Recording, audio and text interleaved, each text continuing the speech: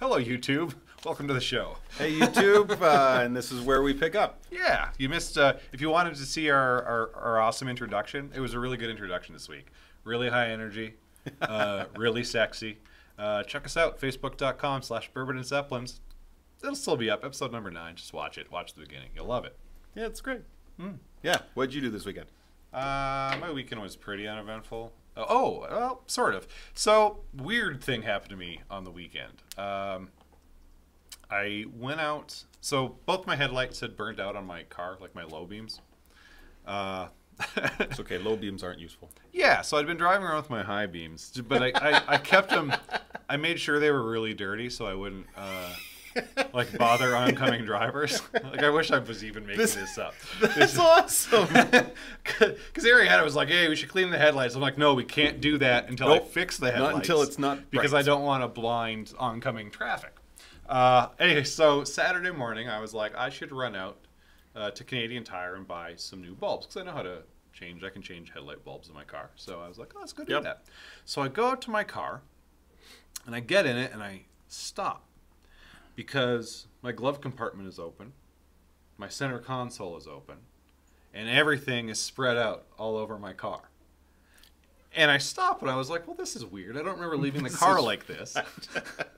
So I get out of the car, go back. How did a house. raccoon get in here? I was like, hey, Erin, did you take the car anywhere last night? Like, I don't remember you leaving. She's like, no, why? And I was like, so I describe it to her. Like, you know, everything's open, everything's everywhere. Like, I think someone broke into the car. Like, there's no broken window or anything. So they've just, like, Slim Jim'd it and... I think, so maybe what happened, when I was going into the house from the car, my hands were very full. Got it. Okay. And I think maybe I had thought I'd shut a door and didn't shut a door. Okay. Is my theory. Is it always locked? Like, are you sure that the door was locked, I guess is? No, well, I'm saying it might not have even been closed all the way. Like, it might have just been an open door. And lucky me, someone came along and shut it so my battery didn't die. So, you know, looking on the bright side, right? So, as far as I can tell, nothing was taken. You don't store change in your car? I do. My change was still there.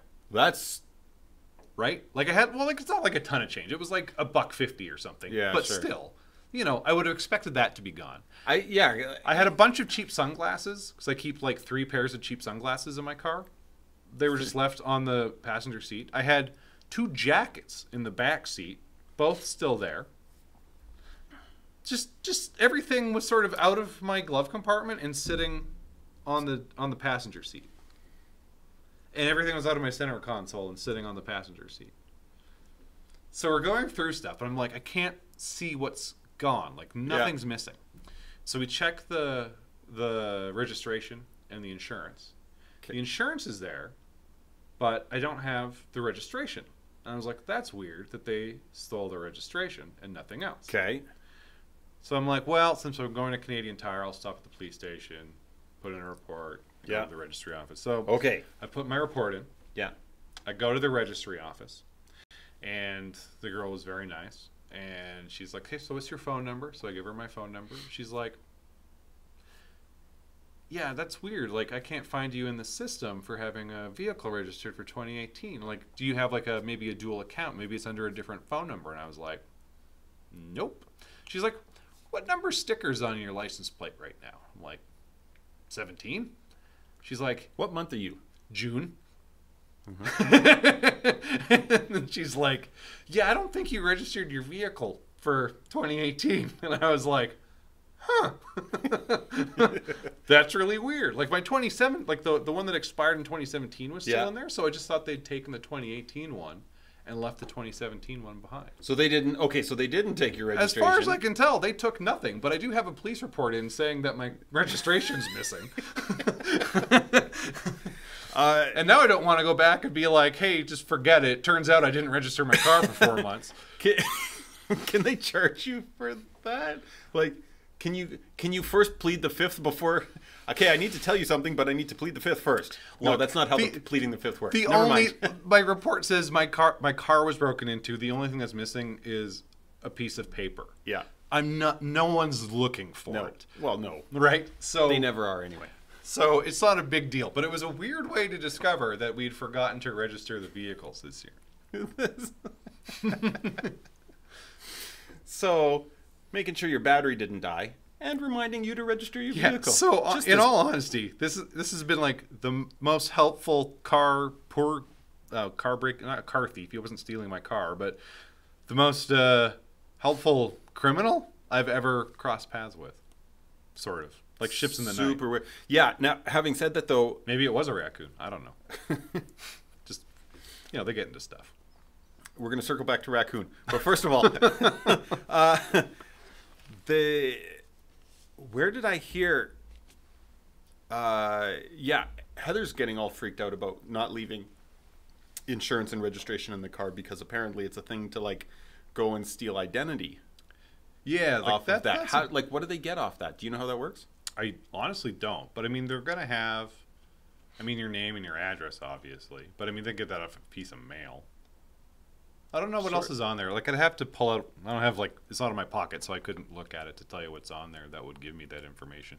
If anybody's watching right now and you know how you would steal someone's identity, just based on their registration, and insurance for a vehicle, let us know. Just because we're curious, not because we're trying to steal anyone's identity. Well, I'm not. I can't speak for boob number 2. I'm pleading the fifth. Before anything happens. So that was my Saturday. Okay. So, are raccoons a bad pet? Probably. Well, I don't know. Like, are they worse than a dog or a cat? Well, first of all, they're like smarter and... Is it like a domesticated raccoon? Well, is there such thing, I guess, is what I'm saying. Because if it's a domesticated, it's fine. But is this one of the cases of like taking like a wolf as a pet where they don't really ever domesticate and they're... I would assume it's like, yeah, sort of like, oh, I'm going to take a mountain lion because that's like a cat. Right? Yeah, that's sort of like a... But they like, because raccoons, I feel like, are mischievous and playful, and that could all be fun, but then maybe they claw your face off when you're sleeping. Yeah, I mean, cats can do that too. Well, cats are waiting to do that. Yeah, they're just waiting for me to die so they can just eat. Yeah, I mean, I wouldn't get a are you thinking about getting your kids a raccoon for Christmas, or Merry Christmas? Not seriously, but raccoons and pandas. You could do a skunk. Skunks are very common for pets. What? You got to get them descented, obviously, but well, yeah, skunks a thing for pets. Like, obviously, skunks are things, but I feel like that's just stupid, but. Who am I to judge? Baby skunks are they're very adorable. But they all turn into like others. Well, like adult skunks. Skunks. Okay. Anyway, I'm just saying. The other thing, I had another weird adventure. Very less adventurous, I guess. But I wore a suit to work for like the first time ever in my professional life. Okay. On just randomly on Tuesday. So I guess yesterday, and it was really weird. It was like first of all, I'm sort of the only person wearing a suit. So like when we're in the meeting, like, I mean, we sort of like, we wear dress pants and a dress shirt usually, but not like a suit, right? Right. So it's a little different, like khakis and a sweater or something is usually what we can get away with. And, but it was like really weird. I noticed when I was sort of like in more public areas in the building, people who normally would just completely ignore me would start making eye contact with me and like giving the nod, like, hey, morning, hi. I think it's because they were like looking down, saw someone was wearing a suit and was like, oh, is that my boss? And then looked up immediately and then realized it was not their boss. And then we're just like, hey, and then carried on. And then we're very confused for the rest of the day. Probably. Yeah, likely. I was trying to, part of me wanted to tell everybody, because like you get the question a lot, like, how come you're wearing a suit today, Yeah. And I really wanted to tell everyone it was because I had a job interview right after work. See, I would have gone with the funeral. Oh yeah, well, I just would have, yeah. I use the funeral excuse when I'm not at work. Oh. How come you're not at work today? Funeral. Funeral. Also I'm wearing a suit. All right. Let's jump into things, I think. Yeah. In other news. Yeah. This week in gun violence. It was a weird week in gun violence, I would say. We have 2 stories. And I didn't actually even send you the second one. There were 2.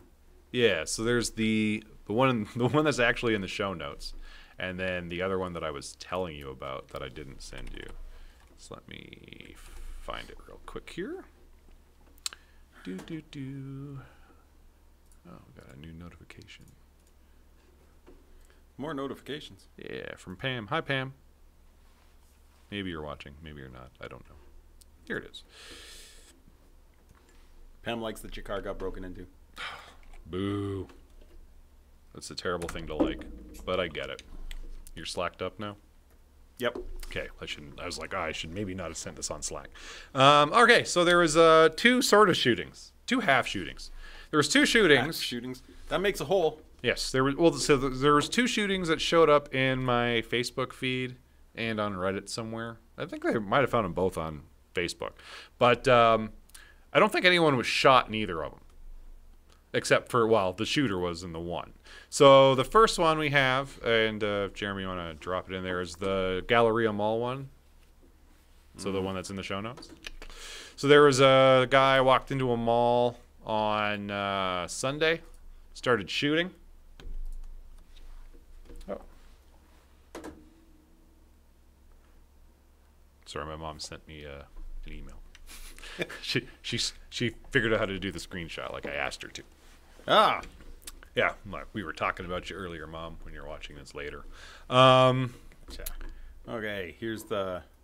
Anyway, so a guy walked into a mall on Sunday in New York and started shooting, and they evacuated, and I don't think anyone got shot. 2 people got... police said 2 people were injured, but it was unclear whether they were shot. So it might have... Sorry, when did this happen? This was Sunday. This was Sunday. Okay, so yeah. Very busy mall, holiday shopping. Guy walks in. Black Friday Yeah. weekend. Yeah, Black Friday weekend. Starts shooting, and then they evacuated, and I don't think anyone got shot. Which is good. Don't get me wrong. That's good, but it's another guy running around With a shooting gun. people. Yeah. Okay. And does it say that they arrested the guy? And I don't know. I didn't see any follow-up on this, so I don't know what's going on with that. The other thing that happened was yesterday. There was a shooting in Reno. And this one is kind of interesting in that I feel like it's sort of mirroring the Vegas shooting. similar to, Very similar to. So Guy this up one in took a place in Reno in a high-rise hotel. condominium complex. Yeah, he was on the 8th floor. He was Okay. in his house, basically. He owned the unit. Right. Okay. It turns condo. out. Yeah. Okay. And he was shooting down onto the ground from the 8th floor. And again, it doesn't appear drunk anyone was or- actually hit. Don't know. But there was someone in the room with him, a woman, they said, in the story. So I don't know if she was a wife or a girlfriend or a prostitute or what. I mean, it is Reno. Hey, take that, Reno. And, yeah, so again, one bystander suffered a minor hand injury in the incident, police said, but it wasn't immediately clear whether that person was shot. So we had 2 attempts at mass shootings. So, I mean, I guess good news, bad news. We had two sort of mass shootings this week. What could have been mass shootings this week. But the shooters are becoming less competent over time, maybe. Is that a trend? I don't know. Less competent? Yeah. Incompetent shooting? Yeah. Here's hoping that takes off. Yeah, I mean... Good grief. Not that I'm saying that I don't know. I just don't understand how you don't hit people when you're in a crowded mall and you have a gun. You know what I mean? Are you looking at your CPU right now? Yeah. Jeremy's computer is going to blow up any minute now. So but that's okay. It won't affect us. It won't affect us here tonight. I won't let it. It's going to be dead now. Okay. What's going on in news? What is the Washington Post telling us? Project Veritas. Are you familiar with this group? No. Well, they are an interesting group. So Project Veritas, for those of you who don't know who they are, and I don't blame you for not knowing who they are. Not everyone does. Good. They are a right-wing... how do people describe them? We're going to call them a journalistic watchdog, just to be just to be nice about it. A lot of people just call them right-wing trolls. As in trolling the right wing? No, Trolling they are on the right wing. On the right. They're on the right, left. and they are trolling the left. So what specifically happened this time? So we discussed Roy Moore a couple weeks ago. Is he related to Ray? He's a cousin of Ray Moore. Okay. Anyway, so a woman had gone to... The story is a woman had gone to the Washington Post and said, hey, I've got a story about Roy Moore raping me when I was like 15 or something like that. Right, yeah. And I want to talk to somebody. And she was asking a bunch of, not really, I don't know if they were weird questions. I don't know what people would normally ask if they were in that situation for real and they wanted to talk to a journalist. Yeah. But she was basically saying, I want to come forward, but I want guarantees that, Roy Moore's not going to get reelected. And so she was basically asking them, I don't know if you've ever been interviewed by a journalist before, but every now and then they'll ask you a question and they'll try to basically get you to agree to something they can quote you on. So they'll ask you, like, would you say that you feel this way? And if you say that, then later on they'll say, this is how they feel. Say. Yeah. So you have to, they'll try to trap you sort of that way. Yep. And so this woman was basically trying to do this to a reporter at the Washington Post. And so they didn't do this, and they wound up meeting with her. And they did an interview, and they didn't really feel comfortable with the answers. Like they sort of felt like things weren't right in her story. Something's not quite. And so they started looking into her a little bit more, and it turns out that she's working for this group called Project Veritas. Okay. And so what Project Veritas was doing was they were sending people with fake stories about Roy Moore to go to the media so that later on Project Veritas could go, look, this person that they say was raped by Roy Moore, who made this claim, was lying. And these journalists didn't figure it out. So you can't believe anybody who's saying that Roy Moore raped them. This is like Inception. I can't. Okay, so right. So basically, so they're Project Veritas. They are right wing, right? So they're Republicans essentially. This lady who's saying that she was raped by Roy Moore. Roy. Yes. She is on the right, so she's planting a fake story. Correct. So that later she can say, look, the news doesn't get anything right. Correct. So obviously none of it's right. Right. So in order to discredit the Washington Post... This is like double agent stuff, right? Yeah, this is basically spy stuff. And they were basically found out... Looney Tunes double agent stuff. Yeah, like they didn't do a great job of it. The article's really interesting, and there's some cool videos in there. So they wound up having a second meeting with the woman. And this time the Washington Post brought...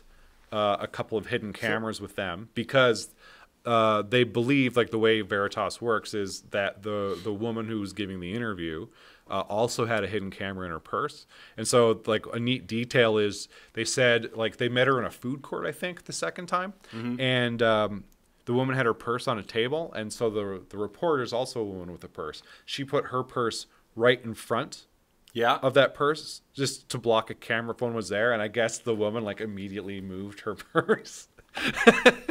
but the lady had, so not good spy stuff. No. But the lady also had like a GoFundMe or something like that, talking about how she wanted some money. She needed money to get to a new job in New York, working for this company to help basically to help Roy Moore or to help debunk the media or whatever. Like the page is gone now, but the reporter from the Washington Post found it. The article is amazing. Like it's really neat. So like everyone sort of gives journalists a hard time nowadays because it's really difficult. It is like to Veritas's credit. Like I don't know if I'm sort of torn. Yeah. Like it's not cool. Like if you're just gonna go and lie to the news media, That's not cool. You're adding a lot of noise, right? Like, the job's not easy to begin with. Like, it's not easy to tell if someone's lying or telling the truth, generally, right? Yeah. But, yeah, a lot of times the media does maybe jump the gun. And so I get that you want to stop them from doing that. But by jumping on their head is not... Jumping on their head is doesn't seem like not a it's great the right way to do it. Also, by trying to discredit everyone who's come forward with claims about Roy Moore, also not a good way to do this. No, that's like... right? So, like, they can't... Get to the bottom of it. Don't put up... Is that a straw man? No. But it's like... Because what she's saying is, look, they got this wrong, so obviously they got everything wrong. Yeah, that's not a straw man. No, that's no, it's like guilt by association or something. There's a word for it, though. It's an argumentative logical fallacy of some, and I'm sure it's got a good name, but I don't remember what it's called. I'm sure Wikipedia might tell me. Yeah. In any case, yeah, so it's going down the wormhole. Yeah. It's kind of nonsense. Like I'm all for having an organization that's critical of the media. By all means, hold them accountable. Absolutely, but do it by fact checking. This is not the way to hold people accountable. No, this is. So I mean, like, if the guys from Veritas are like, no, we're just like media watchdogs, I don't buy that. They are very clearly right wing. I don't know, bad agents, I guess. I don't really know how to describe them. I don't want to say, like, troll's not really the right word, because trolling sort of implies that you don't care about the outcome, in my opinion, or you're just trying to get a rise out of somebody. You're trying to make trouble. I mean, that's what's happening here. Is they're just going to make trouble, but it's not. I don't think it's going to accomplish anything. Well, it got them on the front page of the Washington Post. Well, yeah, but to what? Like, it's not going to accomplish anything useful. Sorry, No. I should have qualified. It's not useful. Yeah. Anyway, yeah, I'm just, the only use I have for politicians by now, I think, is the comedic value of their tweets. Yeah, I mean, Trump is the king of that, anymore. But there's lots of other ones that are just, pretty good comic genius too. It's ridiculous. Anyway. So, speaking of Trump's tweets, we're gonna go down this rabbit. Did you hear about his retweets today? Oh. So he retweeted. I should actually just find it. Find this real quick. Trump. I'm looking to the. So he retweeted some really anti-Muslim, anti-immigration stuff from the UK. So it's an organization. Here we go. Donald Trump retweets. Why is this? Sorry, I clicked on the link and the headline is not the same. I was like, wait, is this the same story? This isn't safe for work. Okay, Donald Trump retweeted a handful of anti-Muslim videos posted by the deputy leader of a British far-right group, prompting a rare condemnation of the U.S. president by Theresa May, whose official spokesperson called Trump's actions wrong. So the videos, one of them, I'm just trying to see if there's like a link to them.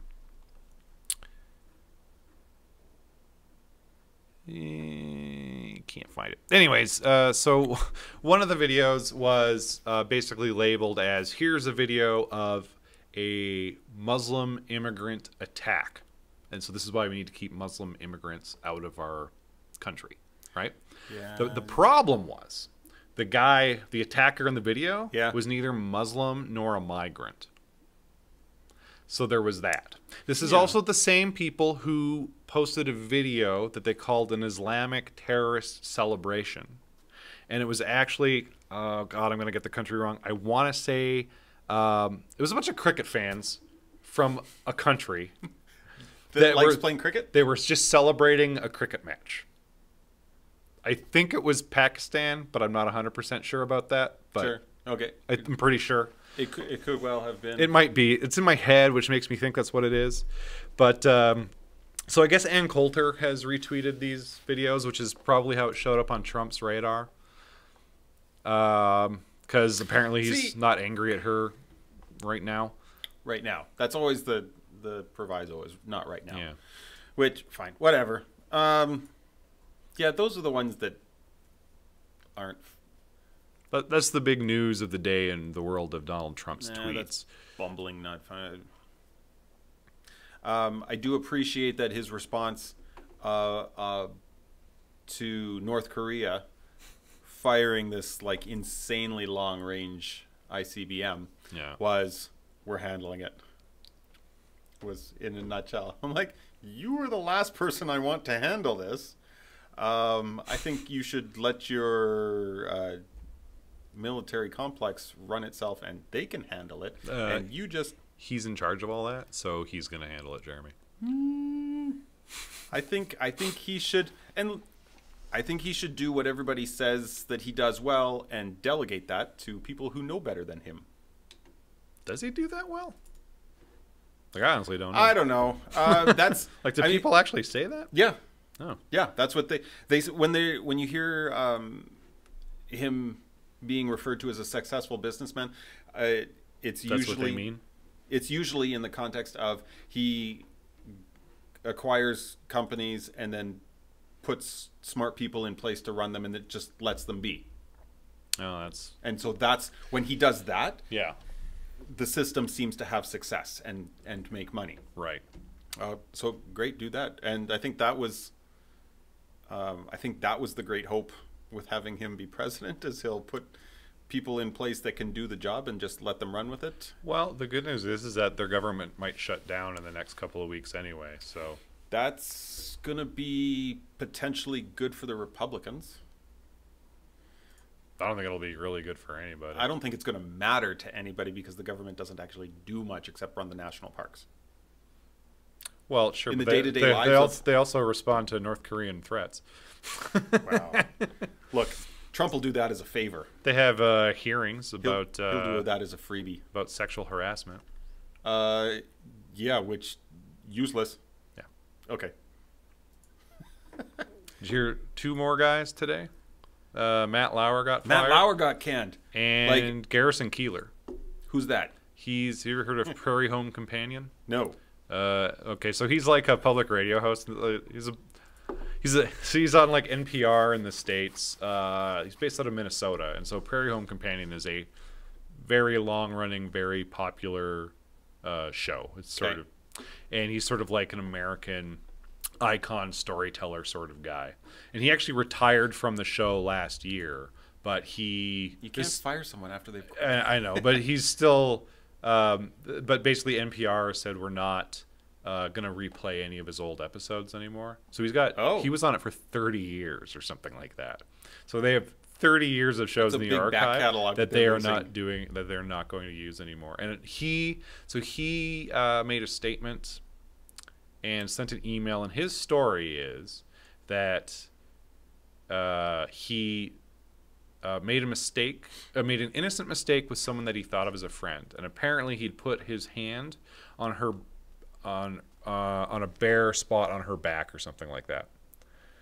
Okay. And he thought it was fine until her lawyers got in contact with him.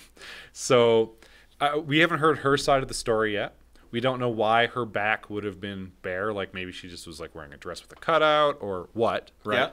Yeah. Okay. And we don't really know anything beyond his hand touched her. What he said, which was that his hand touched her back, like a bare patch of skin on her back.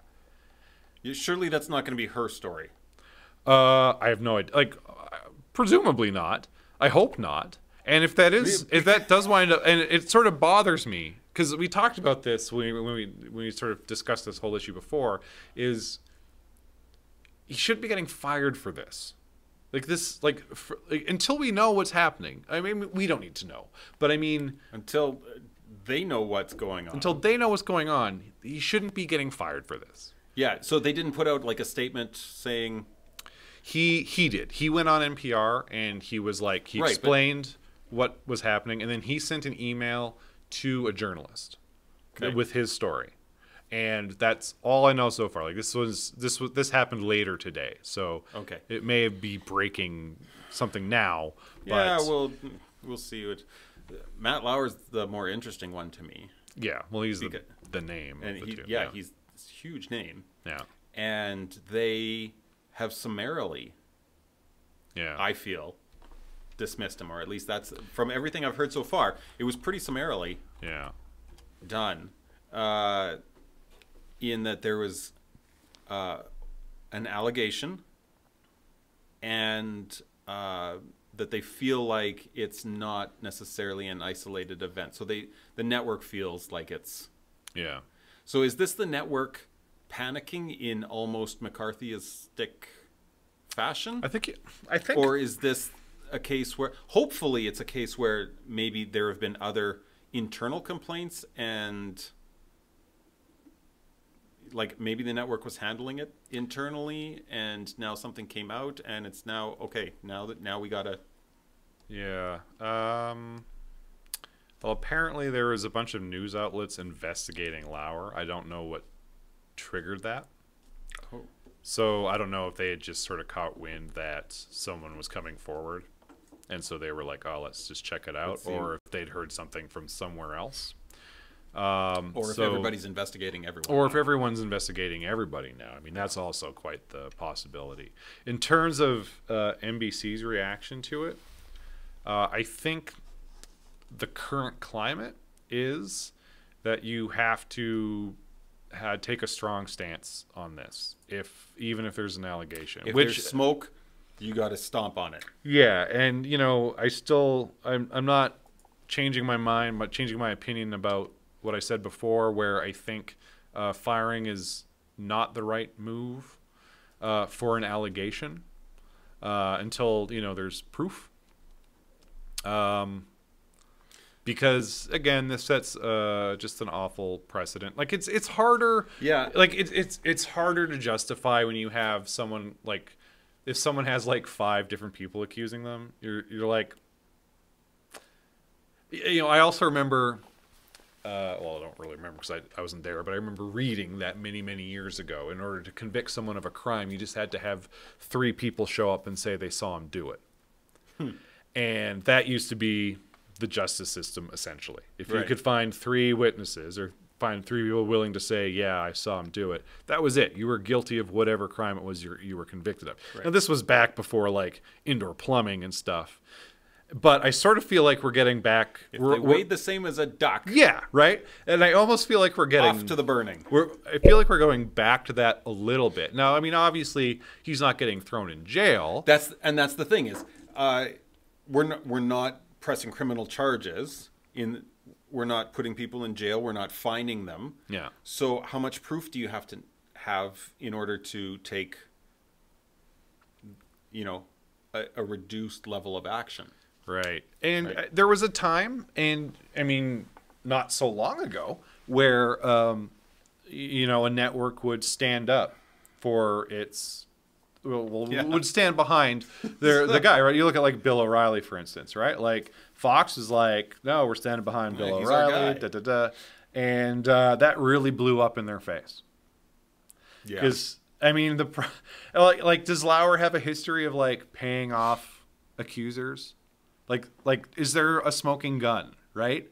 Because O'Reilly had that smoking gun, and that was a problem. Yeah. And Fox knew, because a lot of this was being mitigated through Fox's lawyers, right? Because he's like, here you go, right? And like Weinstein, like it was written into his contract. Like, if I do this, I just pay them $1 million, and that's it. And that's how the process works. Yeah, it's like $1 million. It was like a really weird I don't know if it was $1 million, but it was like the first offense was like one amount of money, and the second offense was like a higher amount, and then the third offense was an even higher amount in his particular case. So if you have stuff like that, at least there's evidence of wrongdoing there, and sure, by all means, turf them. See, I feel like the education system has gone the opposite way.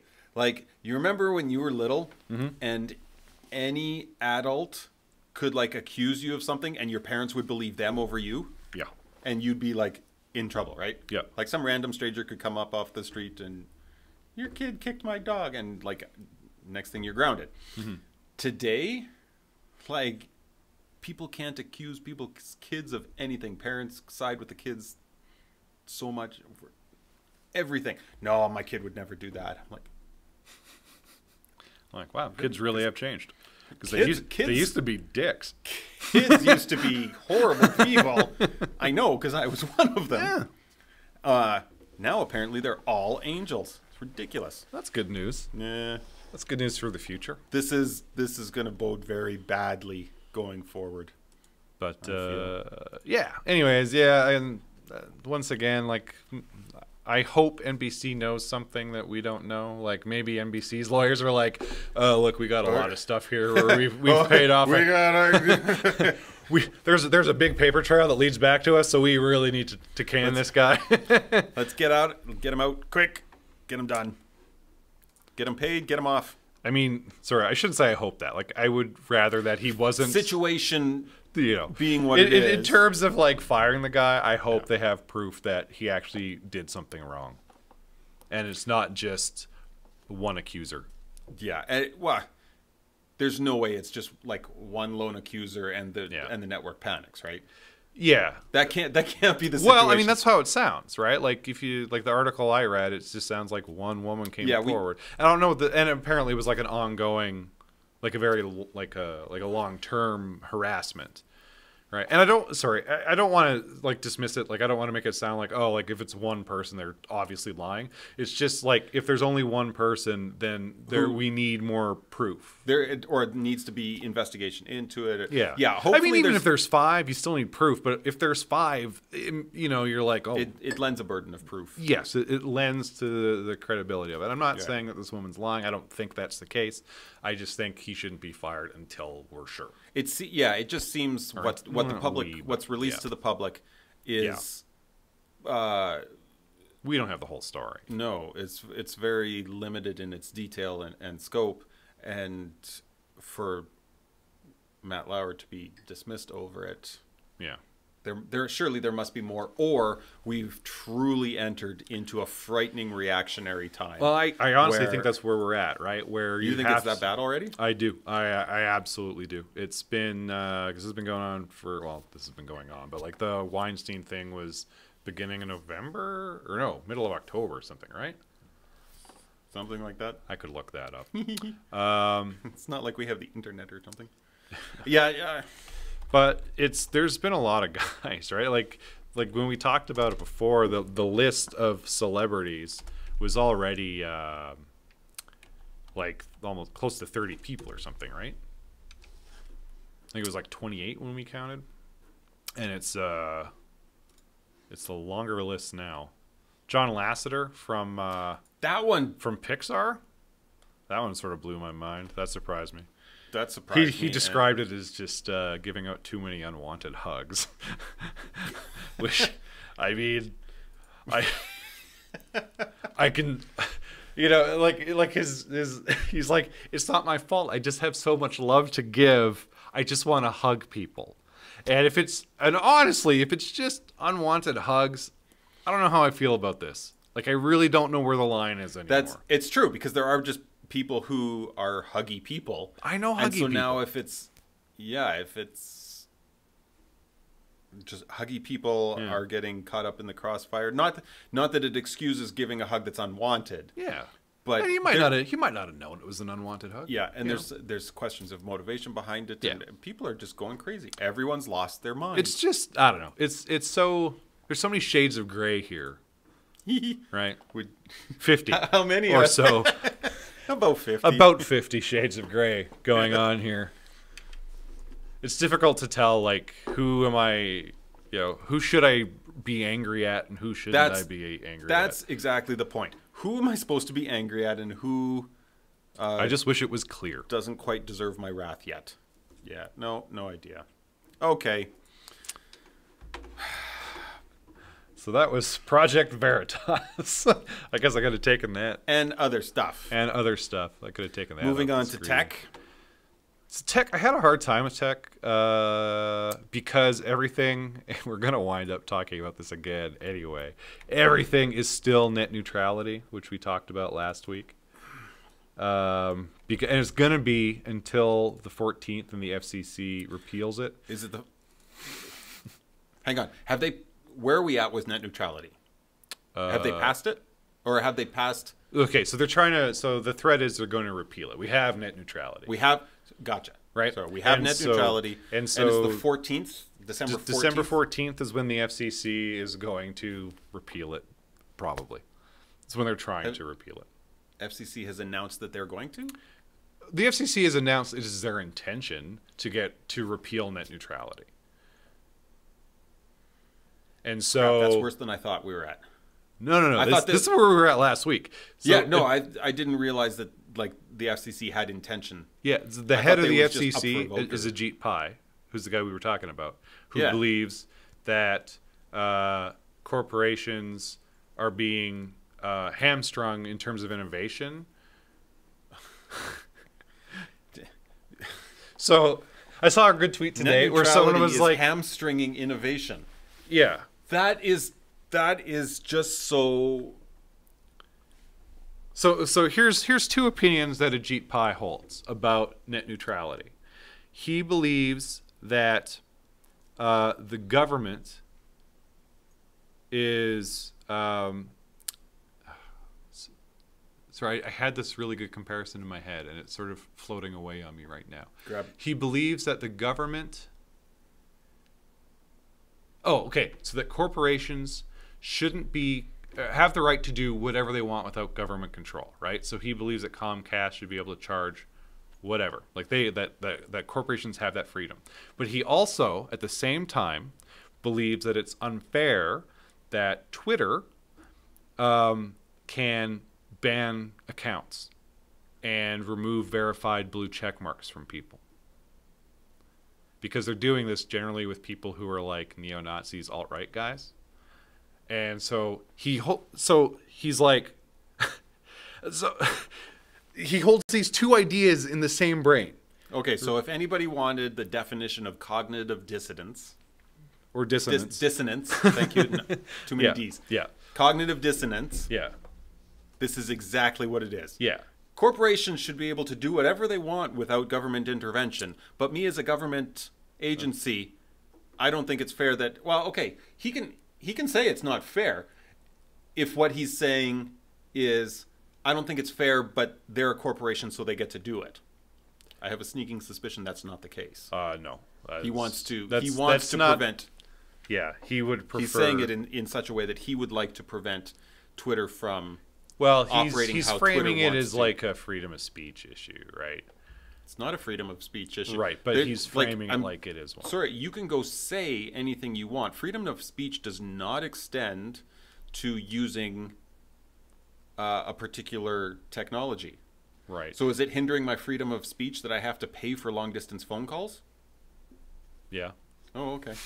I would say it is. I'm like, what if I want to make an angry phone call to someone in Florida? That's what I'm saying, is don't hinder my freedom of speech to people in other states. Yeah.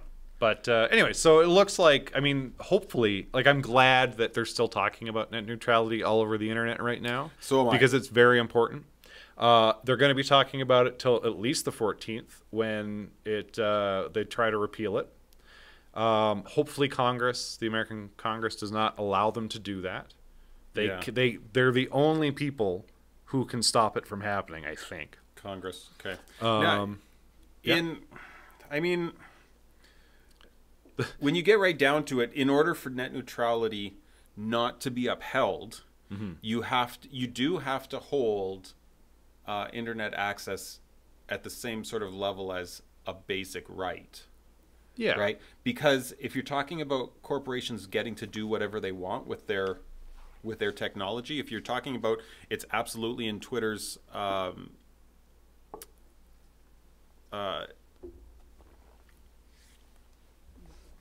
prerogative to purview. It is purview, right? I think that's the word you were going for. Yeah, it's within their purview to rescind people's blue check marks because that's their platform and they get to operate it how they want. Then you do sort of have to say, okay, this is Comcast's infrastructure. This is their company. They get to dictate what signals go over their infrastructure. Do you not? Unless, like, how does the checks and balances work here? If you're going to say that you have to have net neutrality, what are you saying by extension with that? You're saying that internet is a service that you have a right to. That everyone has a right to, and that everyone should have equal access to this service, and you can't block messages. So sort of the issue is you sort of wind up with a freedom of speech issue again, right? With net neutrality. So if Comcast makes you pay, so actually this sort of happened in Canada at least once with TELUS. So there was, I think it was a union group within TELUS who was angry, or they were on strike or something like that. Union group angry and on strike? Yeah, well, whatever. So they had a website that was sort of outlining all the things they didn't like about TELUS. So TELUS went and blocked the server that site was on. And it was discovered, or whatever, determined that they had also blocked about 700 other websites that were hosted on that server. Okay. So, I mean, so this is an access to information issue, right? Now, in that particular case, it wasn't like TELUS was like, give us $50 and we'll let you look at the website. They were just like, no one gets to see this because it paints us in a bad light. Right.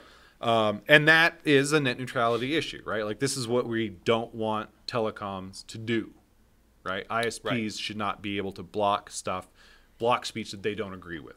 Right. In Comcast's case, so there's that. Also, they just want to be able to charge you for streaming videos, or they want to charge you for doing specific items on the internet. Can you separate those two? Like, I feel like it's sort of one and the same.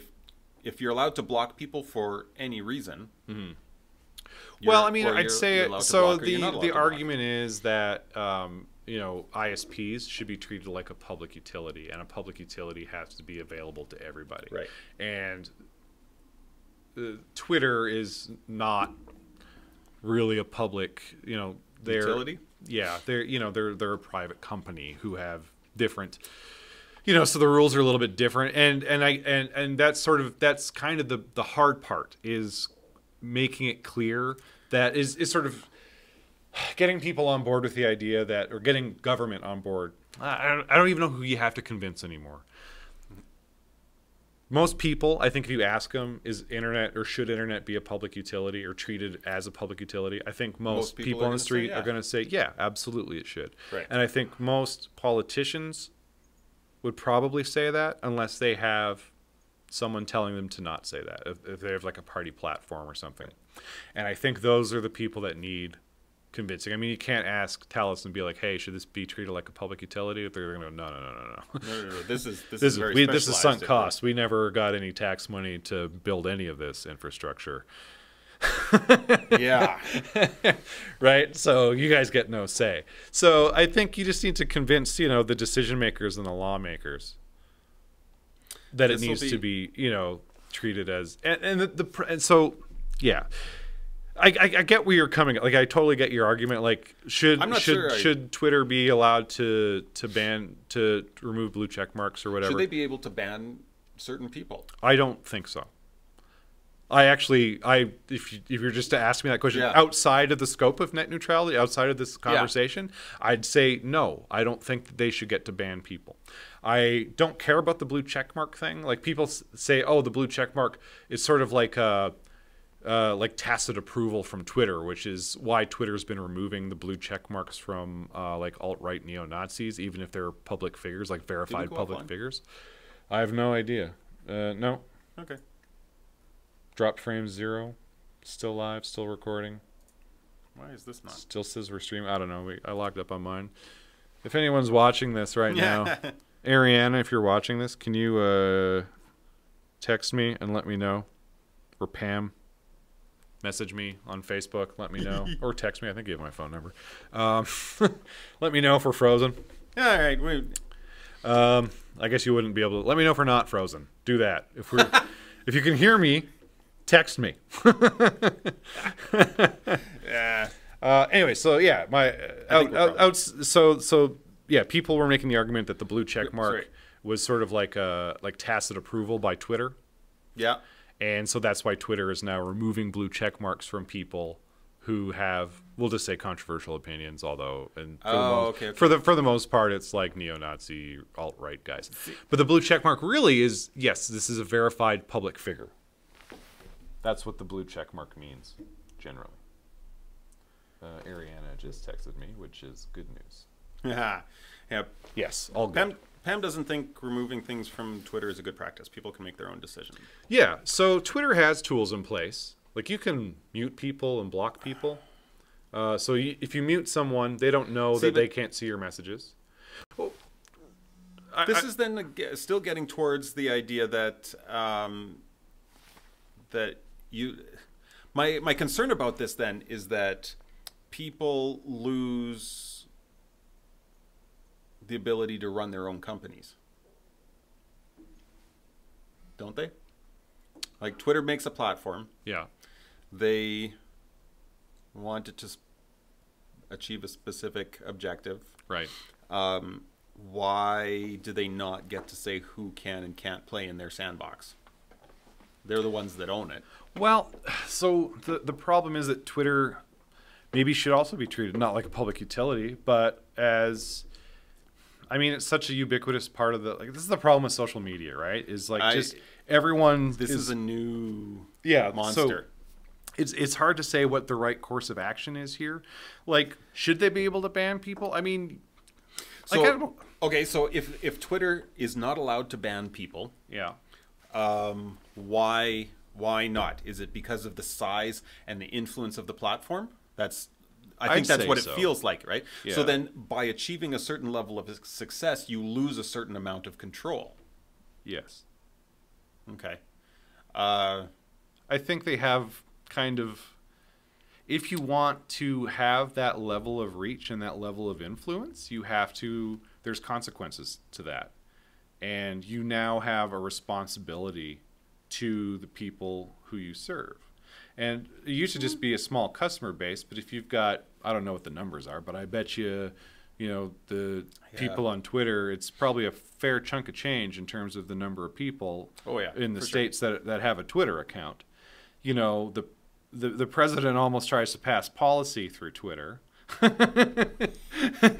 It feels like he tries to. I know he tries to, but it's not that. He tries to. Yeah. And he bullies his opponents and stuff like that through Twitter. So Pam says, let Twitter do what they want. If people don't like it, they will leave. And that's also very true. That's a very valid, that's a very reasonable. That's where my free market enterprise stance, that's where that stance comes. Mm-hmm. And I that's an easy one. It's sort of an easy one to not take responsibility for your decisions with too, right? If you say Twitter, you have to be allowed to work with Twitter, or Twitter has to let everybody on. Yeah. Then you have to take responsibility to define how and why, right? If you just hands off it and free market it, mm-hmm. Which I think there's some validity to that approach too. What happens if Twitter starts to say they ban and they take off all these right-wingers, mm-hmm. anybody who's got a conservative bent, they delist them, they ban them, they mute them. Yeah. With the population as a whole, Twitter will be seen as a left, in that case, a left agenda platform, and in the worst cases, a left echo chamber. Right? Yeah. They only allow left opinions. And this is all hypothetical, of course, right? Oh, like, because I'm certainly not saying that they're doing that. The danger with that I see is that it's not always so cut and dry, right? Lots of people leave, but they're still, especially when it comes to people's opinions, the loudest seem to be. What am I trying to say? The people who are loud, gets the grease. Yeah, the squeaky wheel gets the grease. The people that are the loudest aren't necessarily have the most influence, but aren't necessarily the majority opinion. Right. Right. So this is why I don't like. I think if they're banning people based on, let's say they have like a rule violation or something, that's not, that is something like I don't even know what it would be like. Let's say they had a rule where you could only have one account, and then someone made 2 accounts. and they've caught them and they banned them for that. Mm-hmm. Whatever. That's fine. That is a rule that is clearly defined. And yeah, so even with conduct rules or opinion rules, or if you lay them all out in the rules there, maybe it's easier, and maybe that's maybe. Well, I just don't like opinion rules or content rules. I mean, I guess you could have like a, you know, what's pornography, right? Like, you know, when you see it, they say, right? Like what's like that's the hard part with speech, and Twitter is a speech platform, right? And so that's my problem with them banning people. Good example of this that I heard the other day on Facebook for nudity. Facebook has traditionally held the opinion topless guys okay, topless girls not okay. Yeah. In Europe, this is viewed as very awkward. Yeah. And it's weird to them. Weird to them, yeah, exactly. Makes perfect sense in North America because it's sort of what we grew up with. Puritanical. Yeah, we were founded by Puritans who don't like ladies' dirty bits. More soap. They're so shiny now. Oh, that's why they call them headlights. Okay, go ahead. So. Yeah, like defining these rules become not only from region to region geographically, but from different value systems from between different people. How do you land on what you're going to land on? I mean, that's a monumental task to try to get like content rules. There are individual words from country to country, from region to region, that are offensive and not offensive. Yeah, depending on where you are. I'm not going to say them here because puritanical country. Right. Conversely, Australia, for instance. Don't go around with Wallies and Randys in Australia. I don't know what that means. It's okay. Those were not the words I was thinking of, but okay. Mine was shorter. Yeah, so anyways, net neutrality is good. They're going to be talking about it at least till the 14th. And frankly, I think they're going to have to talk about it forever because Ajit Pai really wants to repeal it. He really wants this, hey? Yeah, like he'd been on the FCC before, and he's always been opposed to net neutrality as long as he's been on the FCC. As far as I know, I might be a little bit wrong there, but for the most part, he's always been in opposition to net neutrality. And so long as he's the leader, like running the FCC, this is going to be his mandate, you know? Like, this is how he's going to leave his mark. Okay. I hope not. For our sake, I hope not, because Canada has this, like, horrible habit of, like, following whatever the States does. Oh, it's fine. Because we're afraid to be contrary to them, right? Yeah. Although, I mean, say what you want about Justin Trudeau, he really likes to just do whatever Trump doesn't. So, his one saving grace. Yeah. So at least he's sort of tough on Trump, I'll say. Tough on Trump. All right, let's talk about this. So the thing we were going to talk about, and it's been up on the screen forever, and we haven't talked about it. I just posted the link to it. Cool. Renewables are getting way cheaper. Look at that crash. So it's going to be interesting. Being in Alberta, we have a oil-based economy, a fossil fuel-based economy, for the most part. And zero sunlight. That is not true at all. What time does the sun go down? Oh, let me introduce you to the world of batteries, friend, that store energy. Edmonton gets more sun per capita than anywhere else in Canada. We're the sunniest. Okay. Well, not in the world, obviously. Anywhere else. But we get more. We get more sun than anywhere else in Canada. Did you know that? True, and I still think it's not going to be enough to power our society with solar. Well, wind's a thing. We also have wind in Alberta. I've noticed. I live on a very windy street. My cherry tree it's literally angled, like permanently leaned over. Yeah. Well, I mean, between the two, and it's coming down super cheap, and also batteries. If we have a grid, we can put energy into and take energy out of. We could still have, like a traditional backup, right? Sure. On those days where things are going, where the populace isn't generating enough energy.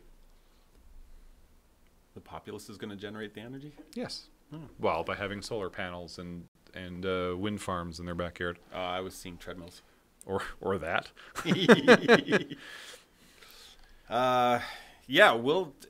So do you think... Well, I mean, politically, the world's already moving away from fossil fuels. Which is great. Which is good. For sure. Except, we live in a province where we make all of our money off of, well, not us, but, generally speaking, we make all of our money off of fossil fuels. Right. It's a big, big industry around here. So it's going to, we just need to have a plan. Someone needs to make a plan so that we can transition away from fossil fuels to renewables. Hey, we've got a plan. It's called the carbon tax. We need a real plan with what would you call them? Milestones to achieve, steps? Actions to take, other than giving money to the government. I don't have a problem paying taxes. I just don't know where how the carbon tax is moving us off of fossil fuels. Well, it's incentivizing us. Yes. To use less fossil fuels. I see why the NDP do this. It's fun to use these talking points. Anyway, yeah. So this is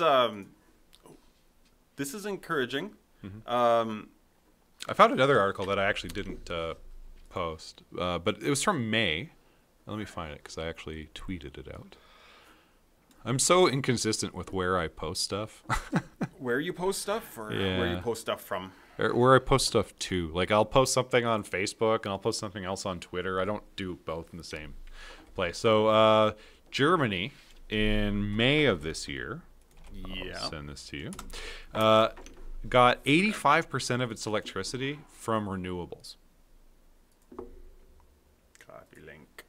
And so Germany is also very based in coal. Let's take a look at this now.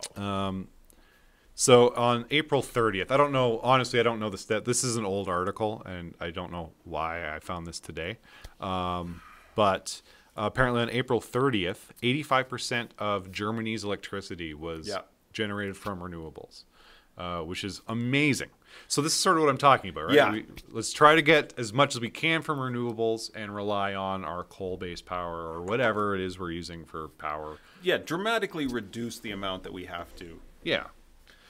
We need to transition. Yeah, for sure. We can't rip the Band-Aid off, I don't think. Exactly. It needs to be done in a structured, methodical way, for sure. Especially if you want to convince people to move to renewables. There has to be stepping stones, you can't milestone, where you prove hey, we got X%, this is what we're based on, this is the trajectory we can go to, and this is how we can achieve actually not having to burn coal for power. Yeah. We're still going to you have to understand in this too that this is not we're not going to burn any more coal and we're not going to use any more oil for anything, because oil gets used for a lot of stuff. If you have anything that's plastic, it's oil.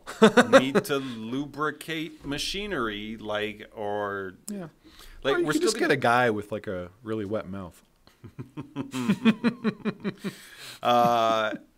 So the whole picture is fossil fuels still play a part in the future forever. Yeah. I can't see it not being until we run involved. out of them. When's that going to happen? Well, that's going to because when I was in elementary school, we weren't going to make it to junior high. Really? I never heard that. Oh yeah, they've been fear mongering since the 70s, which isn't when I was in elementary but they were. Yeah, but I mean, I never heard that they were going to run out in my lifetime until recently. Really? Yeah. Oh yeah, I've been hearing that. When I was a kid, it was you don't have to worry about it. It's going to be a couple hundred years. It won't be your problem.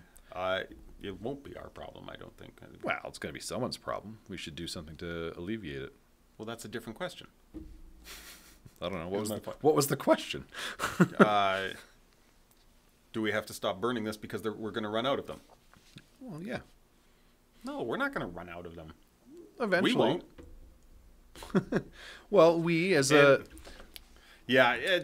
species. Yeah, we might. Probably. Well, sure, at some point. I honestly don't know. It's true. Who knows? We're going to find different things to burn eventually anyway. Like trees. Don't tell anybody, but wood burns. Wood burns. and it grows back. It's a renewable. Log-powered cars. Mm-hmm. That would be pretty awesome. Right? Elon Musk's electric semi was... Did you see the video of his Roadster? Yeah. 0 to 60 miles an hour. So that's like 100 clicks. Yeah. Under 2 seconds. 1.9 seconds. That thing rips. Which, like, you knew this was coming. Yeah. Because electric motors, torque, that's what they do. Yeah. So, like, the electric cars are built to accelerate retardedly fast. Yes. And this, was inevitably coming anytime. It's going to get faster. It's going to get faster. They're going to get faster. Yeah. Did you see when you hammer the Roadster, the display in the car goes plaid? Oh, does it actually do that? That's awesome. It does go plaid. I watched the video. The guy was like, "Oh, we're gonna go plaid," and then I just sort of like stopped paying attention to what was happening. Yeah, there. the display goes plaid. That's good. Which is fantastic. Elon Musk must really love Spaceballs. He's just Elon Musk is becoming my favorite person in the world, right? Yeah, it's true. Between that and the Model S's ludicrous mode, yeah, fantastic. It's awesome. Did you hear about? Speaking of batteries, did you hear what he did in Australia, where they had a bunch Does it involve koalas? Don't believe it does, but he had a contract saying we're going to install. It's like 1,000 or whatever it was, a crap ton of batteries for you to store renewable energy with. I think it was solar specifically in this case. Okay. And it's going to cost you $50 million. But if we take longer than 3 months to do it, it's free. They did it in a month and a half. So basically he made a bet. He's like, I bet you $50 million. That I can build this in less than 3 months. And Australia was like, I'll take that bet.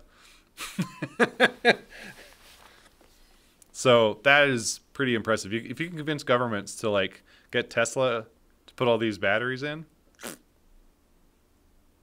we are getting much, much closer to renewables as taking a big chunk of our power. And Tesla's winning this for sure, right? Hands down. Like no one else is coming close. Like no. The cool thing is though, like for the most part, they're open sourcing all their patents and stuff. So like if you want, so the fact that there aren't any other car companies like anywhere near them in terms of innovation is really shameful. Yeah. Like, well, I mean, like why they were Ford just they were so against it, right? I mean, like all the Ford's execs have all their money in oil, right? Like, yeah. Like, come on. They should. I mean, years ago when Tesla first started and like started in serious, in earnest, they should have divested immediately if they were smart. And I assume they were the same as the old fuddy-duddy bankers that just this is the way it is and it's never going to change. And well, I mean, these guys tend to be conservative, and conservative generally means you're slow to change, right? So. Yeah, Tesla's... by definition. Yeah.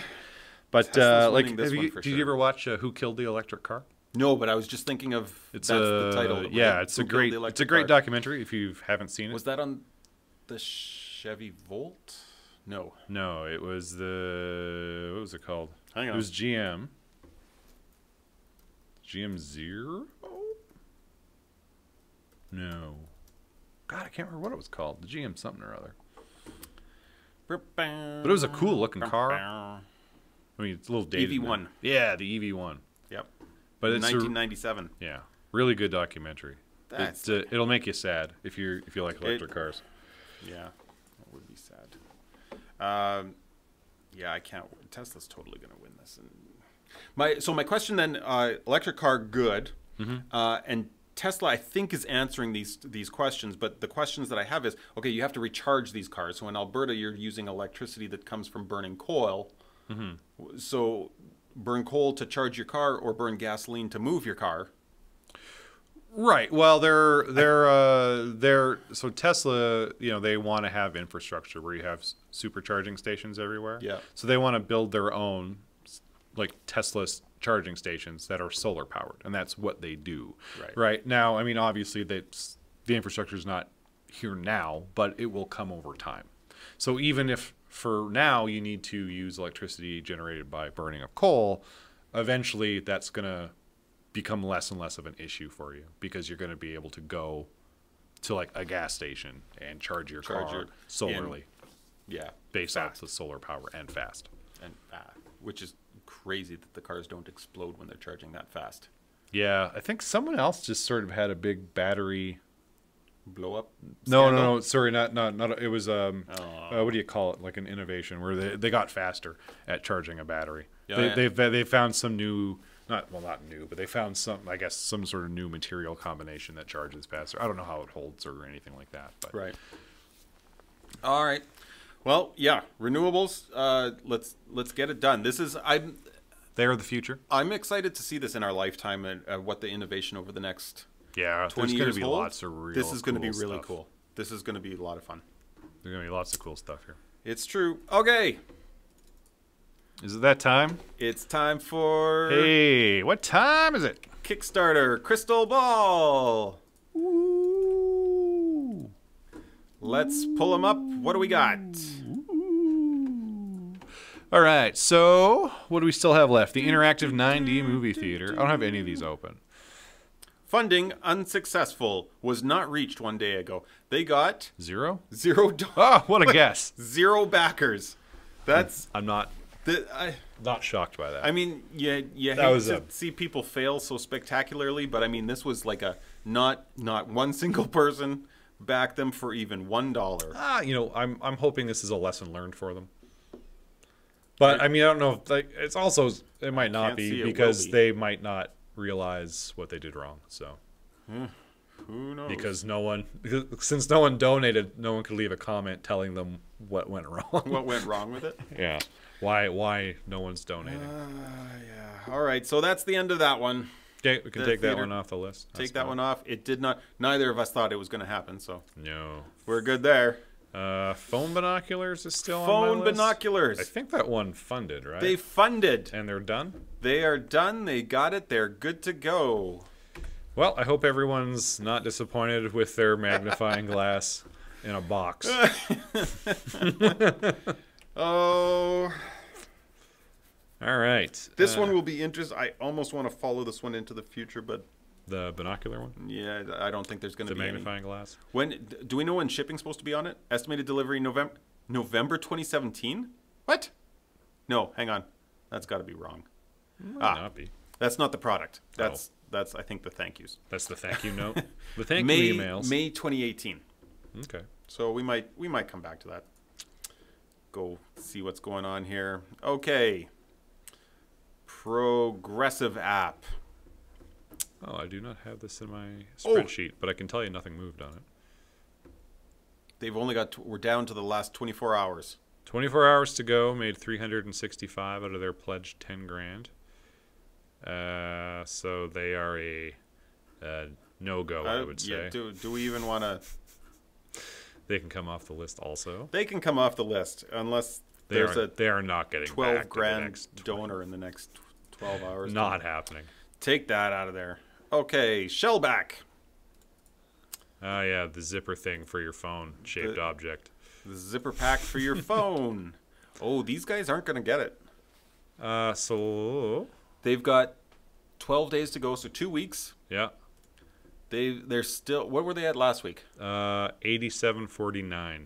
That might have been American, though, because I was having issues with my currency last week. Okay, well, this week they're at 91.57 American. American. 30. Okay, so I had... no, these currencies work out. So they did make a couple $100. They made a couple $100. Yeah. They've got 2 weeks left. They got to get up to 30,000. They're not going to make. They're not going to make it. What's their end date? 2 weeks. 12 days to go. 12 days from now. 12 days from now. What's like? That's like the 11th, something like that. Sure. I was trying to put an end date in on these on the spreadsheet. So. Monday, December 11th. Oh, that was a good guess on my part. I was like, I think that's the 11th. It was the 11th. You can do. You know how math works. Oh, date math is hard though. It's true. Date math is hard. You have to especially when you're going over the end. You of have to a use month, your knuckles. I'm just like, I don't know. I don't know where we're at now. Using the knuckles. All right. this stupid computer. Rena computer. Rana. So last time Rana we checked computer. in, it was at. Oh, I didn't even update it, but I remember it was at $35 last week. It's still at $35. It's at $35 out of its $20,000 goal. They've got exactly 2 weeks. Yeah, they're December 14th. I had that date in. December 14th, right? Yeah. They're not going to make it. Nope. Wow, that's how we voted. That's where our crystal ball's working fantastic. Yes, so far. Okay. We also voted that the shellback is not going to make it. Yeah, we knew that. That word. Yeah. The POV lamp. The POV lamp. Okay, so the currencies might be really out of whack on this. So the goal I have down here is $120,000. CHF. Yes. Yeah. Swiss francs. Okay, yes. Yeah. Is it still in Swiss francs? Well, you can hover over the currency converter and it's... Really? Yeah.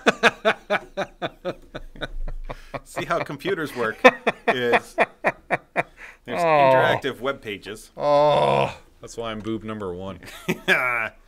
Boob number 2. That currency converter's new. That wasn't I think it there is. last It totally week. is new. Yeah. That was not there Kickstarter's- last week. Okay, good. Okay. Kickstarter's updated their website. They were asking for 120,000 chiffs. chips. So last week they were at How many chips? 17,041. Really? Yes. Because they're at 37,178 Okay. francs today. 37,000. 178. 178. Yeah. So that's a pretty They're big making jump. some progress. We both actually voted yes that this is going to get kickstarted, and the end date on this is December 22nd. So there's still a fair amount of time. Yeah. This we need to like chart the trajectory I'm of these not things. keeping that level of detail. What can we do with the data? We can make charts and graphs. If I was like building a web page or something, maybe, but I needed graphs. an interface to Okay, put so stuff into. I like the idea of this. I think it's I think this is the one that we said it's good for commercial applications, but Yeah. And that was the POV lamp. POV lamp. Okay, I'm just trying to move this to the right screen so people can see this. So I don't know how I feel about this one, if I'm being totally honest with you.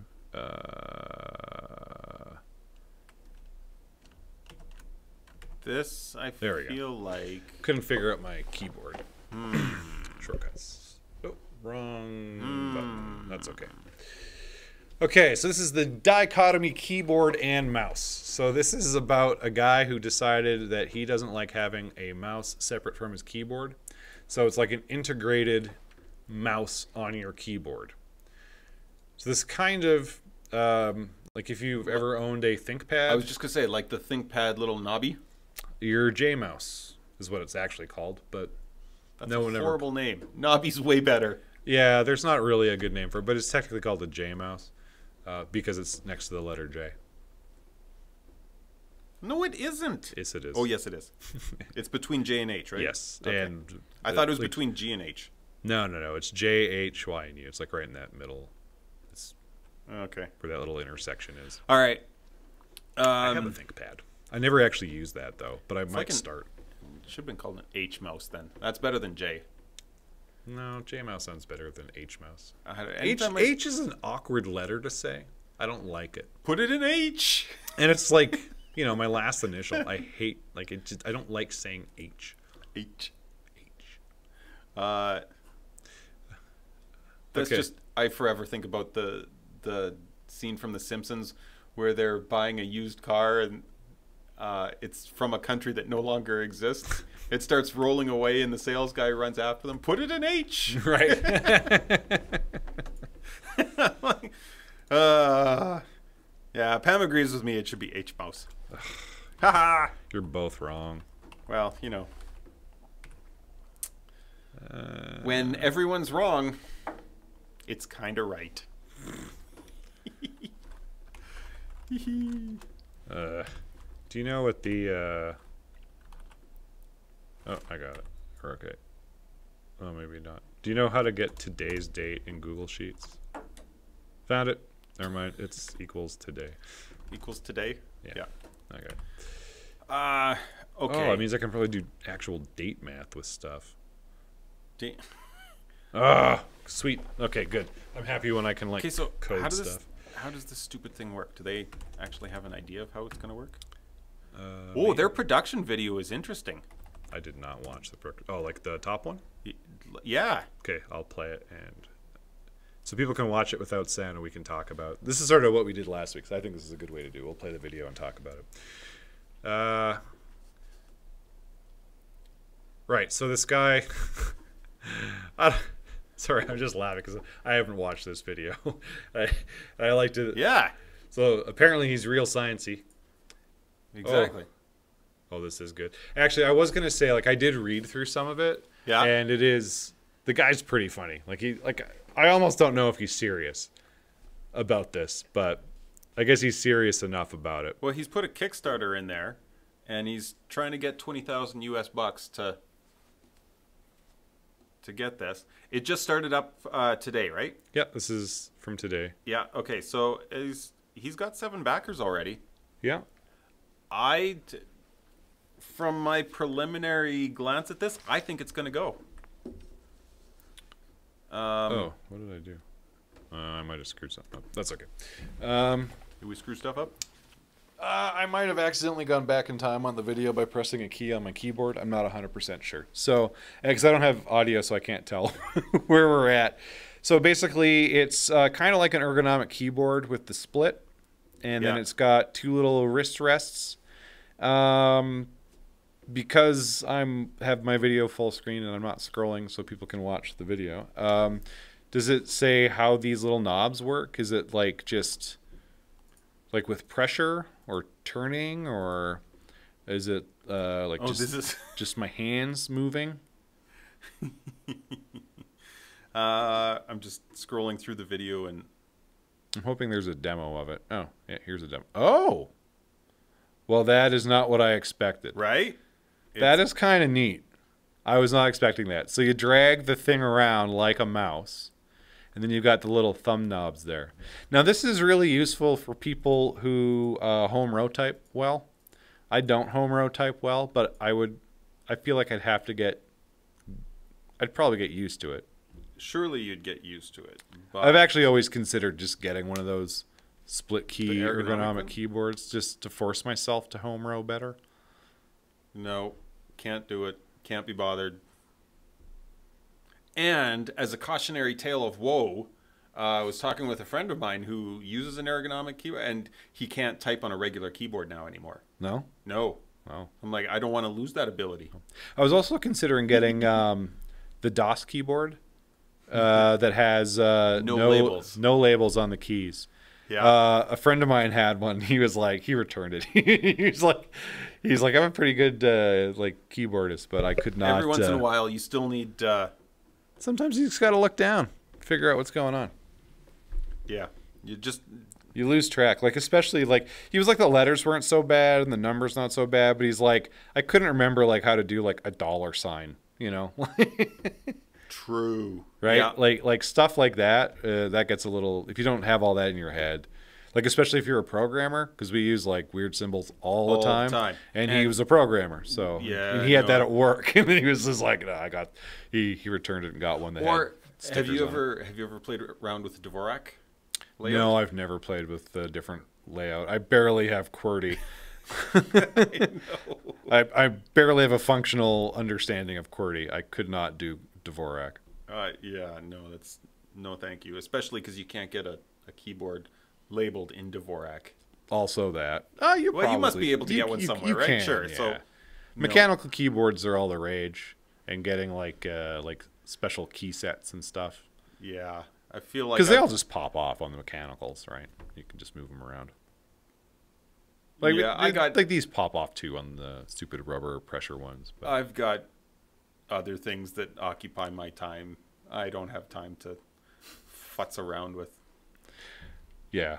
Even Pam knows it's shift 4 for dollar sign. Yes. Oh, well, Pam works in a bank, so she would know. You use dollar sign at a bank? Maybe. Probably. Anyway. Probably not. Doesn't that get auto-filled in?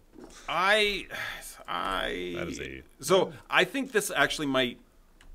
I think the presentation is absolutely stellar. Yeah, like, the guy's got a good sense of humor, for sure. Like, you guys saw the video with no sound. If you read the stuff that he writes, his writing is pretty good. They've got, a really good gallery of... They've done a lot of work on this already. Yeah. Here's the short version. My hardware already exists and works. There's not some obscene amount of debugging or improvement that needs to go on. Yeah. Like so he just needs to do like a final prototype, some design work, because those things are hideous. I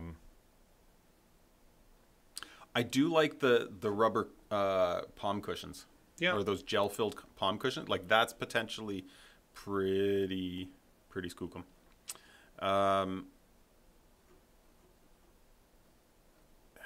Yeah, it looks like, I'd have to learn how to type again. I hope he puts labels on those keys. Yeah. Otherwise, it's just definitely a no-go. Yeah. Full kit. Oh, $175, and I still got to put it together? Yeah, how much? So $265 for an assembled pair, plus art. Whew. $250 for only ships to the States. Oh, only United States. Wow, I didn't even notice that. Yeah. Well, doesn't do me any good. I mean, I wasn't gonna get. To be honest, I didn't want it anyway. Oh, I would never use this. Yeah, I think this is a really cool idea. But it's a very cool idea.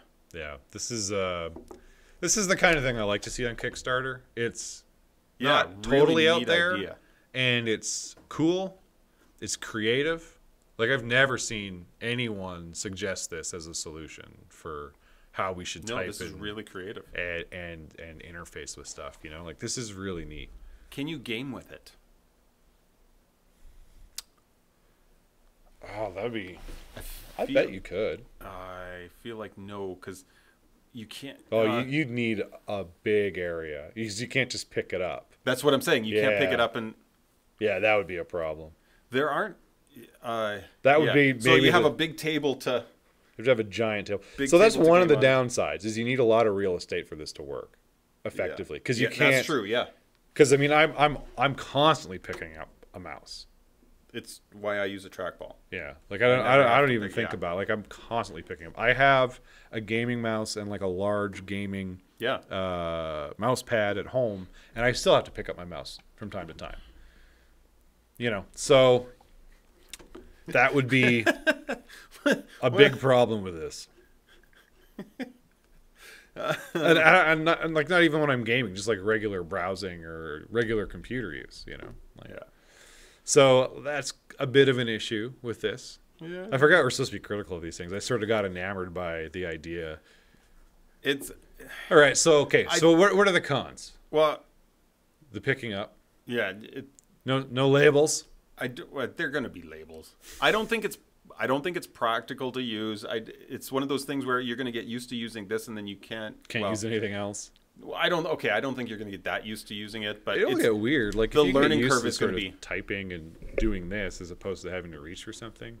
I bet you if you use that for a few months, and then you like switch back to a regular keyboard, you'd be like, "What is this garbage?" Yeah, like you'd probably just like push your keyboard the first time you tried to like mouse somewhere. I'd actually like to watch a video of that. Thinking about this, I'm kind of really interested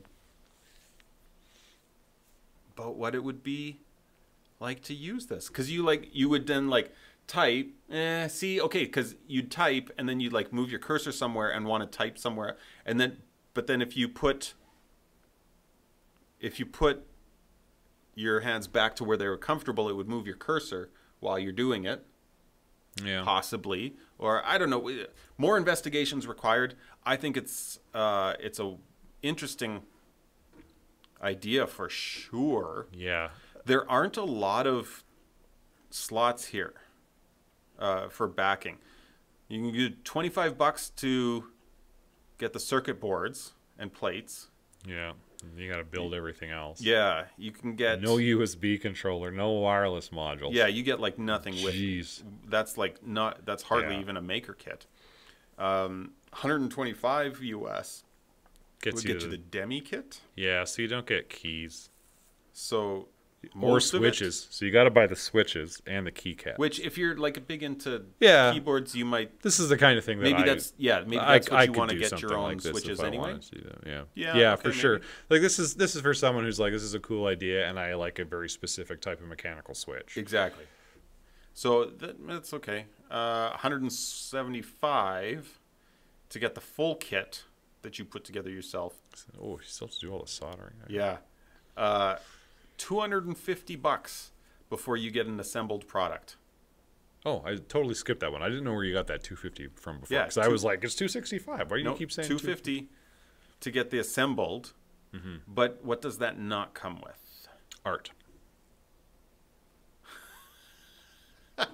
For an extra $15, you get the art, which the art is a monitor with a hot glued, cut in half keyboard from the video glued to it from the video. There's only one. Only one person can do that. Oh, one of what? You get the one that they did. Yeah, it's that one. That's really cool. That's really funny. That's really funny. If I was gonna get the 250. If I was going to back this and be like, yeah, give me the 250. For sure. I would bump it up. Someone's backed it at 250 and they didn't do the one with the art. Well, that's because they're dumb. They probably know the guy or something like that. And they're like, I don't want this. Or it's him. Well, it could be. Can you back it? I think, yeah, you can probably back yourself. So they have one backer at 250, one at 175, one at 125. And then... Yeah, people are coming along to this. Yeah, so a few... So I don't. Those are backers all altogether. Friends? So they have some people who just did some pledges without rewards, also. Yeah, I don't know. He's got almost $600. Yeah, he only wants 20 grand, and he's got 32 days to go. If this shows up in the right place, if it shows up at the right place, it'll be gone. Yeah, it'll blow this out of the water, no problem. Guys like you and me who are almost the right people. We're almost the right people. We're I just someone who's a better typer than me, and typist. Typer. I'm standing by my word here. Someone who types better than I do would probably be more inclined. Someone who's like I say, a real hardcore home rower, they're going to be okay. People like me who I cross over every now and then when I shouldn't be, and so this would really bug me. And people who are adventurous, and people who have some spare money, and people in the States people in the States who want something unique. Yeah, who want something unique. Yeah, unique and novel and interesting. It would be fun to play with. Yeah, for sure. Absolutely. It'd be fun to play with. You get a lot of hacker dudes who hardware hackers who are yeah, this would be a lot of fun. Let's play with this. Let's see how we can customize it and what we can do with it. Yeah, and I'm impressed by its uniqueness. It's not just another fidget spinner. Don't mock my fidget spinners. I'm not mocking your fidget spinners. Just when fidget spinners were sort of a thing, there was 100 fidget spinner Kickstarters. It's true. Yeah. No, this is genuinely unique. Yeah, this is really. We say that, and I bet you if we did a search, we'd find 6 others, but probably not. Probably not. This is pretty out there. This is for an great interface. This is thoughtful, unique. Yeah. Not just different. And I like this because there hasn't really been great strides in terms of user interface with a personal computer. Yeah. You can say touchscreen, but I'm never going to get a touchscreen for my personal computer. No. It's just not going to happen. Never. Not a chance. No way. I'd like eye tracking. That would be nice for a mouse thing. Yeah.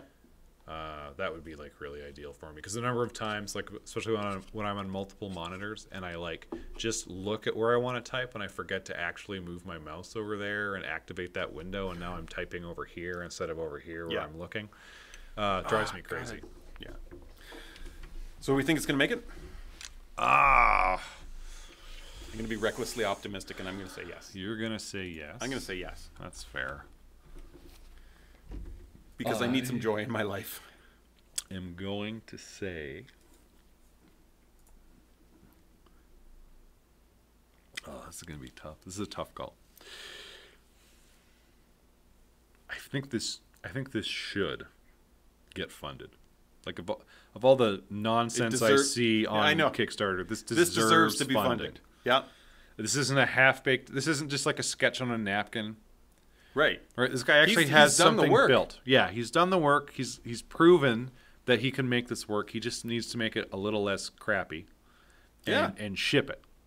And I think this is exactly the kind of thing that should get funded on Kickstarter. This is unique.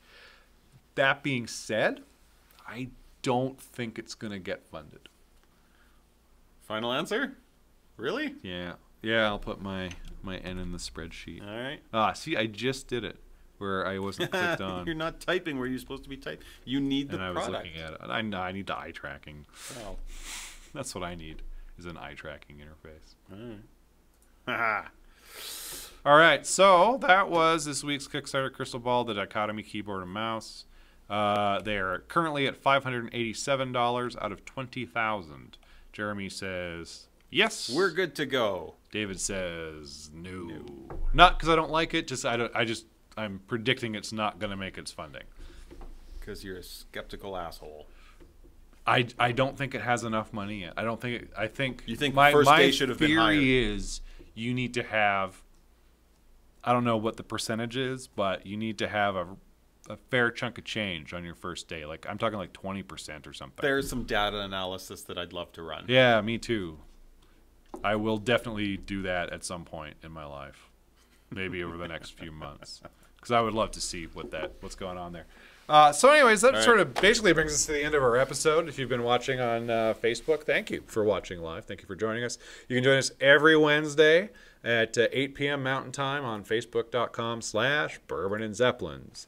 If you'd like to look at our 2 photos on Instagram, you can do that. We still only have 2? Still only have 2. We don't take pictures of anything. We should go out and take pictures of stuff for our Instagram. I guess. You know what? I'll start taking pictures of bourbon, because I always have bourbon. I'll go take pictures of Zeppelins. There you go. I feel like I'm going to have more pictures than you. Challenge accepted. So we currently have 2 pictures on our Instagram. There might be more if you go there. Instagram.com/Bourbon and Zeppelins. If you like following us on Twitter, I did actually tweet today a couple of times with the Bourbon and Zeppelins account. Twitter.com/BNZ Show. BNZ Show. BNZ Show. Yeah. Because we are Canadian. Both of us. Both of us. Also, we don't have our YouTube up on the screen, and I can't tell you exactly where to go to find us. But if you go to youtube.com and you search for Bourbon and Zeppelins, I'm pretty sure we're like the top result. Filter on channels, you'll definitely find us. We need 100 subscribers in order to get a custom URL that we can... So then we could be like, go to youtube.com/maybe Bourbon and Zeppelins. Maybe Bourbon and Zeppelins? Maybe not. Who knows? By the time we get a custom URL, we are currently at how many subscribers? We're at 8. Dagnabbit, we're still at 8. We are at 8, just like last week. Okay, here we go. I'm going to put our YouTube link in here. Jeremy will drop it, so you can even just click on it. You don't even have to do the searching if you're on Facebook.com/Bourbon and Zeppelins right now. If you're watching this on YouTube, obviously we're not going to give you the link to our YouTube channel because it's there on the screen. You're there pretty much. You're so close. Click subscribe, like things, share things, subscribe to things. I'm going to pin that comment. All that stuff. I do have a pinned comment that has links to all of our social media already on Facebook. Okay. Just including the YouTube. Only pin one comment. I know. That's why I'm telling you. I've already pinned this. Yeah, I actually forgot that I'd pinned that comment until you mentioned it. Look at you pinned the post, not the comment. Oh, no, I pinned a post that had all the links to our... Yeah, you pinned a post. I was pinning comments. Oh, okay. Where did you pin the comment to? Like the top of... The top of our video. Oh, I didn't know you could do that. We learned something new. Oh, look at that. We're learning stuff. So there's... New learning for today, and our day is done. Yeah. Anyway, so Facebook.com/Bourbon&Zeppelins, Instagram.com/Bourbon&Zeppelins, Twitter.com/BNZ YouTube.com. Search for Bourbon and Zeppelins. Subscribe. So we can say /Bourbon and Zeppelins. At some point in our life. That's it for this week. We will see you in 1 week, less 1 hour and 42 minutes. Good night. Later.